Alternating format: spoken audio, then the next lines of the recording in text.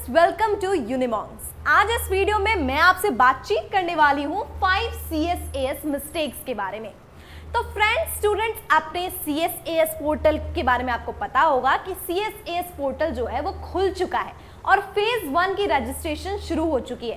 Phase 1, phase 2, phase 3, इन तीनों phases में आपको क्या करना है उसकी डिटेल्ड वीडियो जो है ऑलरेडी यूनिमॉन्ग्स में आ चुकी है। अगर आपने वीडियो नहीं देखा तो जल्दी से डिस्क्रिप्शन बॉक्स में चेक कीजिए, लिंक प्रोवाइड कर दिया गया है और फटाफट यूनिमॉन्ग्स को सब्सक्राइब कर लीजिए ऐसे ही और अपडेट्स के लिए। तो चलिए वीडियो को शुरू करते हैं। CUET के स्टूडेंट्स को ध्यान से देखना है इस वीडियो को, क्योंकि आज मैं बात करने वाली हूँ 5 CSAS मिस्टेक्स के बारे में जो कि आप फेस करोगे फेज 1 में। फेज 1 क्या होता है? जिसमें आपको रजिस्ट्रेशन करना होता है, अपनी जो डिटेल्स है वो सबमिट करनी पड़ती है, अपनी जो इन्फॉर्मेशन है वो प्रोवाइड करनी पड़ती है। तो इस टाइम पे क्या होता है, कुछ डिफिकल्टीज, कुछ प्रॉब्लम्स जो है आप फेस कर पाओगे, ठीक है, करोगे। तो उनसे कैसे हमें डील करना है वही मैं आपको बताने वाली हूँ। ये कहे इस वीडियो में आपको ये बताने वाली हूँ कि कौन कौन सी बेसिक मिस्टेक्स है जो आपको अवॉइड करनी है while filling the form for the phase 1 of CSAS portal of Delhi university. ठीक है, स्टार्ट करते हैं। नंबर 1 पे है फी पेमेंट। जब आप अपने सारी डिटेल्स फिल कर दोगे, जैसे अपने पर्सनल डिटेल्स, एकेडमिक सेक्शन, ठीक है, कास्ट वाली चीज, कोटा वाली चीज, ये सारी चीजें जब फिल कर दोगे, प्रीव्यू कर लोगे फॉर्म, तो लास्ट में आपका आता है पेमेंट गेटवे वाला सेक्शन। तो आपको मेक श्योर करना है जब आप अपना फी पे कर रहे हो, तो होता है ना कि कभी कभी टेक्निकल ग्लिच की वजह से आपका अमाउंट तो डिडक्ट शो कर रहा है लेकिन आपका अमाउंट जो है वो एक्चुअली डिडक्ट हुआ नहीं है। तो इस केस में स्टूडेंट्स जो है वो कंफ्यूज हो जाते हैं, क्या हमको फिर से फी पेमेंट करनी चाहिए या फिर हम इसे छोड़ दें और 1-2 दिन बाद ऑटोमेटिकली ये चीज हो जाएगी। देखो स्टूडेंट्स, ध्यान से सुनो, आपका अगर अमाउंट डिडक्ट हुआ है, नहीं हुआ है, कोई भी इशू है, तो आपको पहले मेक श्योर करना है कि आपको वो पोर्टल पे क्या शो कर रहा है, सक्सेसफुल शो कर रहा है या फिर नहीं कर रहा है। इन केस आपका अमाउंट डिडक्ट हो गया है और पोर्टल में ये शो ही नहीं कर रहा कि सक्सेसफुल या कंप्लीट हो चुका है, आपका एप्लीकेशन का जो भी प्रोसेस है, फी पेमेंट सक्सेसफुल हुआ है, ये शो ही नहीं कर रहा है, तो आपको क्या करना है, फिर से फी पेमेंट कर देना है। और इस बात की बिल्कुल टेंशन नहीं लेनी है, आपका जो पहले फी पेमेंट हुआ है वो आपको रिफंड हो जाएगा इन केस अगर आपका डबल बार पेमेंट हो जाता है। क्लियर है इतना? फी पेमेंट आपको मेक श्योर करना है कि पोर्टल में सक्सेसफुल कंप्लीट शो कर रहा है। अगर नहीं शो कर रहा है तो दोबारा पेमेंट कर दो, बेझिझक कर दो, क्योंकि यूनिवर्सिटी या फिर ये जो टेक्निकल ग्लिच होती है उसकी वजह से क्या हो जाता है, आपका डबल पेमेंट हो जाता है, कभी कभी पेमेंट डिडक्ट भी हो जाता है, शो भी नहीं होता है। इसीलिए आपको ये गलती नहीं करनी है, फी से रिलेटेड गलती नहीं करनी है, फी पेमेंट कर दो, अगर डबल बार पेमेंट हो जाती है तो रिफंड हो जाएगा। ठीक है, ये मिस्टेक नंबर 1 है। सेकेंड मिस्टेक की तरफ बढ़ते हैं, documents without self attest.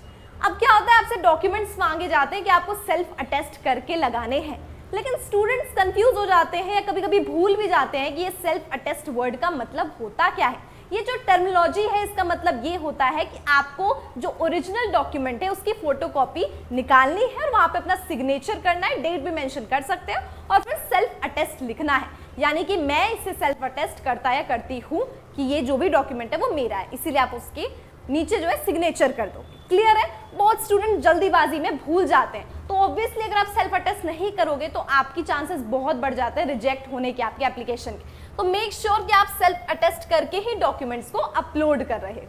Clear है? ये भी मिस्टेक है जो काफी कॉमन है। ठीक है, मिस्टेक नंबर 3 क्या है, एरर इन एकेडमिक डिटेल्स। अब क्या होता है, आपकी एकेडमिक डिटेल्स में आपसे पूछा जाता है कि आपने थ्योरी में कितना सिक्योर किया, आपने प्रैक्टिकल्स में कितने सिक्योर किए। तो बहुत सारे स्टूडेंट्स को इसकी नॉलेज भी नहीं होती है कि आपने प्रैक्टिकल्स में कितने स्कोर किए। तो उस केस में क्या कर सकते हो, आप अपने स्कूल में कॉल कर सकते हो, कॉन्टैक्ट कर सकते हो और उनसे पूछ सकते हो अपने टीचर से कि आपने थ्योरी का तो आपको पता है लेकिन प्रैक्टिकल्स में क्या स्कोर किया, वो अपने टीचर से आप इन्फॉर्मेशन ले सकते हो। ठीक है, तो अब जब एकेडमिक सेक्शन को आप फिल करने बैठोगे तो सेपरेटली आपको अपने थ्योरी के मार्क्स और प्रैक्टिकल के मार्क्स जो है वो फिल करने हैं। क्लियर है इतना? ये मिस्टेक भी स्टूडेंट्स करते हैं क्योंकि उनको पता ही नहीं होता, पहली बात तो प्रैक्टिकल्स में उन्होंने क्या सिक्योर किया, और दूसरी बात कभी कभी वो सारे मार्क्स को एक साथ कर देते हैं, लेकिन नहीं, हमें सेपरेटली थ्योरी और प्रैक्टिकल्स के अलग अलग मार्क्स जो है वो अपलोड करने हैं। क्लियर है? फोर्थ जो बहुत कॉमन मिस्टेक वो ये है कि स्टूडेंट्स काफी जल्दीबाजी में रहते हैं कि वो अपने जल्दी से जो डॉक्यूमेंट्स होते हैं उसको अपलोड कर देते हैं स्कैन करके, और इस चक्कर में वो देखते ही नहीं कि क्या जो उन्होंने डॉक्यूमेंट्स अपलोड किया है वो क्लियर भी है या नहीं। आपको मेक श्योर करना है कि जो भी डॉक्यूमेंट्स आप अपलोड कर रहे हो वो काफी क्लियर हो और ब्लर ना हो। ब्लर यानी कि धुंधला ना हो, हेजी ना हो, काफी क्लियर हो और विजिबल हो, ताकि आपकी जो भी इंफॉर्मेशन आप उस स्कैन डॉक्यूमेंट के थ्रू कन्वे करना चाहते हो वो पहुंच भी पाए। ठीक है। और फिफ्थ मिस्टेक जो है वो ये है स्पेलिंग एंड सरनेम एरर। अच्छा, इसमें क्या होता है कि ना काफी स्टूडेंट्स अपने नाम में गलती कर देते हैं, पेरेंट्स के नाम में गलती करते हैं, मदर फादर कुछ भी मिस्टेक्स कर देते हैं, जिसकी वजह से प्रॉब्लम काफी बढ़ जाती है, क्योंकि बाद में आपको करेक्शन पोर्टल ओपन नहीं होता तो आप उसे चेंज नहीं कर सकते, बिकॉज ये जो चीज़ है वो तो काफ़ी बेसिक इन्फॉर्मेशन है ना, बेसिक डिटेल्स है, उसमें स्पेलिंग मिस्टेक कर दोगे तो आपके फॉर्म रिजेक्ट होने के चांसेस काफ़ी बढ़ जाते हैं। साथ ही साथ क्या होता है, कभी कभी स्टूडेंट सरनेम नहीं लगाते हैं, कुछ स्टूडेंट्स सरनेम डाल देते हैं और एक्चुअल में जो उनका आधार कार्ड होता है उसमें वो सरनेम यूज नहीं होता है। जो आपके ऑफिशियल डॉक्यूमेंट्स होते हैं, क्लास 10th का जो मार्कशीट है उसमें आपका वो सरनेम यूज नहीं किया गया है, लेकिन आपने यहाँ पे वो सरनेम डाल दिया। इस केस में कंफ्यूजन आ जाती है, इसीलिए आपका जो एग्जैक्ट आधार कार्ड और जो क्लास 10th की मार्कशीट में जो नाम है वही नाम डालो, उसमें सरनेम है तो डालो, नहीं है तो मत डालो। इस तरह की गलतियां बिल्कुल भी मत करना। अगर इन 5 गलतियां को आप नोटिस करोगे, इन 5 गलतियों पे अगर आप गौर करोगे तो आप देखोगे कि ये जो भी गलतियां है वो काफी कॉमन है और आप में से, हम में से सारे लोग जो है ये मिस्टेक्स कमिट करते हैं। लेकिन ये वीडियो आपने देख लिया, यूनिमॉन्क्स को सब्सक्राइब कर लिया है, तो आपको हो चुका है क्लियर कि फेज 1 में CSAS के पोर्टल पे आपको ये सारी गलतियां नहीं करनी है while filling the registration form.